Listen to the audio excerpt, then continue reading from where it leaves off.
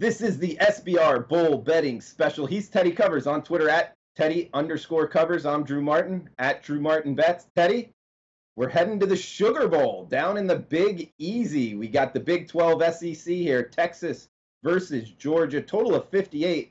Looks like the Bulldogs, the SEC East team here, laying 12.5 or 13, depending where you're shopping on SBR odds.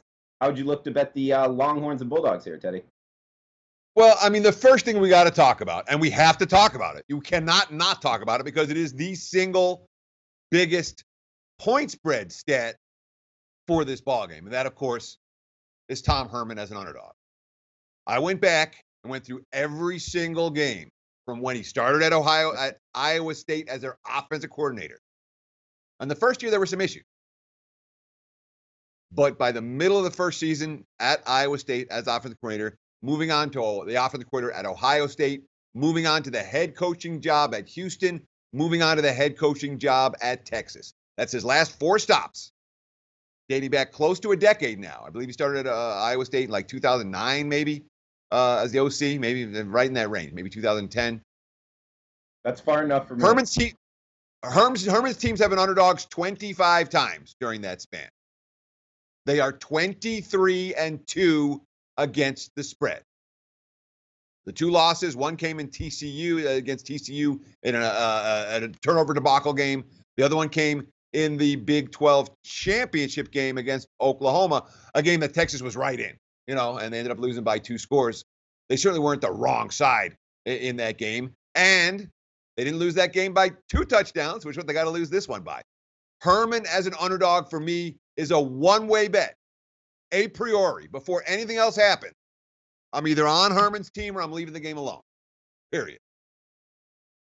That's a track record. 23-2 ATS over 4 different schools is a track record that I cannot ignore. No, absolutely not. You got to throw that out there. And 12-3 ATS with 10 outright wins, head coach here. I guess to just play devil's advocate here, a lot of those probably weren't against this talent-wise, as like he's going to see against Georgia in the Big Easy Saturday or New Year's Day night, excuse me.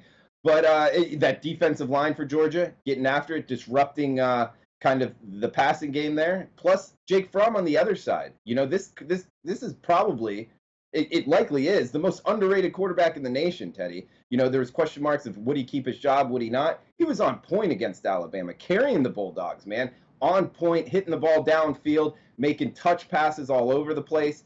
I see Georgia moving the ball against Texas. I'm with you, though. I'm not pulling the trigger on Georgia just yet. I mean, motivational issues. Should they be in the playoffs? Should they not? They're in the Sugar Bowl. It's a big bowl game, no doubt about it. But this is a team that could have been in the playoffs. They're having to play New Year's Day, not in the playoffs. I think there's motivational issues, plus the ATS trends that you're throwing. I haven't made a bet here, Teddy. Can you convince me one way or the other? Yeah, bet the Longhorns. There's 23-2 ATS in this roll. All right, and you said it. All right, New Year's Day bowl games. No one's disappointed to play a New Year's Day bowl game. Guess what? Georgia's disappointed to play in a New Year's Day bowl game. Georgia didn't want to be playing in this game. Georgia was this close to playing for a national title. And now, hey, it's a Sugar Bowl. Great, it's all good. Texas, okay. This is not Georgia playing for the national title. There's a difference. And I worry about Kirby Smart's ability to get, and then again, you say what you want about the fake punt and all the way they found a way to lose. Alabama won it. No, Georgia lost that game as much as Alabama won it. And now you're saying, here's a team where whether it was we lost it or whether our coaching staff made a dumb decision or whatever it is, and now, we got to beat this other team by 2 touchdowns. I'm not buying it. No, Texas, clear choice.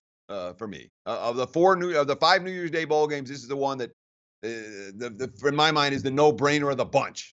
Texas plus the points against a team that's disappointed is, I understand. Georgia's got incredible athletes, both sides of the football. Fromm's a stud sometimes. He's not looking over his shoulder at Fields. He's a stud. Fromm wasn't that QB all year. If he has a great game, I lose my bet. So be it. Well, even then I can still win my bet because, God, he's laying 13. It's not Fromm could have a great game, and Georgia can win this game by 10 points. And okay, great. I don't see a blowout. I haven't seen Texas get blown out. I haven't seen it happen in Herman's here. I don't think it happens here.